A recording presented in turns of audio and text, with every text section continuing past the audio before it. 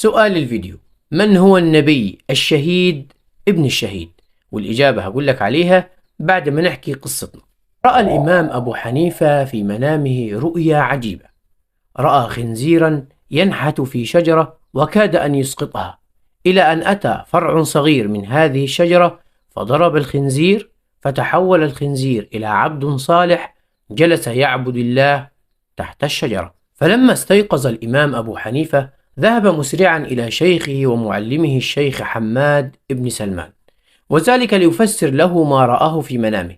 وكان عمر الإمام أبو حنيفة في ذلك الوقت لم يتجاوز 12.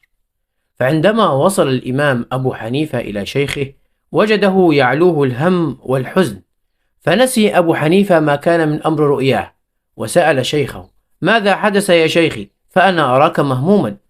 قال الشيخ حماد: يا أبا حنيفة، لقد أرسل إلي الخليفة يريدني أن أجادل مجموعة من الملحدين الذين لا يؤمنون بالله ويقولون أن ليس للطبيعة خالق والعياذ بالله، وإنه والله لأمر جلل، فنحن لا نعرف قدر الذات الإلهية حتى نجادل فيها.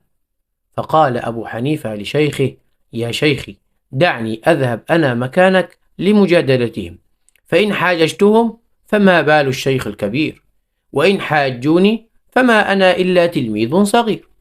فقال له شيخه: اذهب على بركة الله يا أبا حنيفة. فذهب الإمام أبو حنيفة إلى قصر الخليفة، فوجد قوما من الناس جلوسا عند الخليفة. فقال الإمام أبو حنيفة: السلام عليكم ورحمة الله وبركاته. فلم يرد عليه السلام إلا الخليفة وبعض قليل من جلسائه.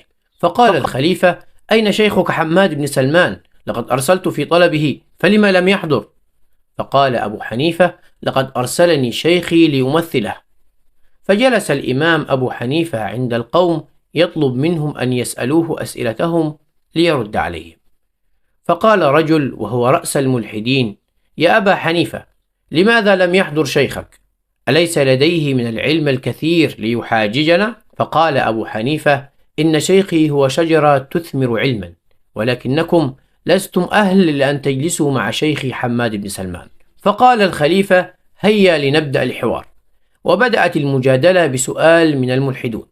قال الملحدون: يا أبا حنيفة، هل رأيت ربك؟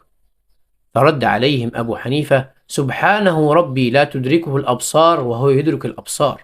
فقال الملحدون: نحن لا نؤمن بمثل هذا الكلام، نحن نؤمن بالطبيعة، فأتي لنا بمثال من الطبيعة. فرد أبو حنيفة: إذن هذا مثال. إذا كنتم جلوسا عند رجل حضرته سكرات الموت، فعندما يموت الرجل ماذا يخرج منه؟ فقالوا: تخرج روحه. فقال الإمام: تخرج روحه أمامكم، فهل ترونها؟ فقالوا: لا. فقال الإمام: هكذا الروح فقد خلقها الله ولا ترونها، فكيف ترون الخالق؟ وهكذا طغت عليهم الحجة، ولكنهم أرادوا أن يتداركوا الموقف، فسألوه سؤالا آخر. فقالوا: يا أبا حنيفة، في أي اتجاه يتجه ربك؟ فقال الإمام: أينما تولوا فثم وجه الله.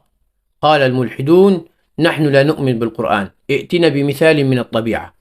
فقال لهم: إذا كنتم في غرفة مظلمة وأضأتم مصباحا، ففي أي اتجاه يكون النور؟ قالوا: يكون النور في كل الاتجاهات. فقال لهم: هكذا ربي يكون، فهو نور على نور. وأخذوا يسألون الإمام أبو حنيفة ويرد عليهم بالحجج، إلى أن وصلوا إلى سؤالهم الأخير. قال الملحدون: يا أبا حنيفة، تقولون في دينكم إن الجان قد خلق من النار، فكيف يعذبه الله في النار؟ أي كيف يعذب النار بالنار؟ فقال الإمام أبو حنيفة: إن هذا السؤال يحتاج إلى وسيلة إيضاح من الطبيعة. فانحنى الإمام أبو حنيفة والتقط قالبا من الأرض وضرب به رأس رجل من الملحدين. فقال الخليفة: ماذا تفعل يا أبا حنيفة؟ فقال الإمام: إن هذا مجرد مثال للإيضاح، فإن هذا القالب قد صنع من طين، فانظر كيف عذب الطين بالطين، فكذلك يعذب الله النار بالنار.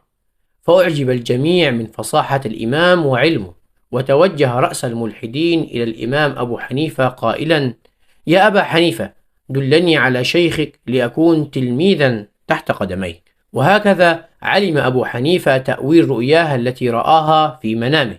فالخنزير هو رأس الملحدين، والشجرة هي شجرة العلم وهي شيخه حماد بن سلمان.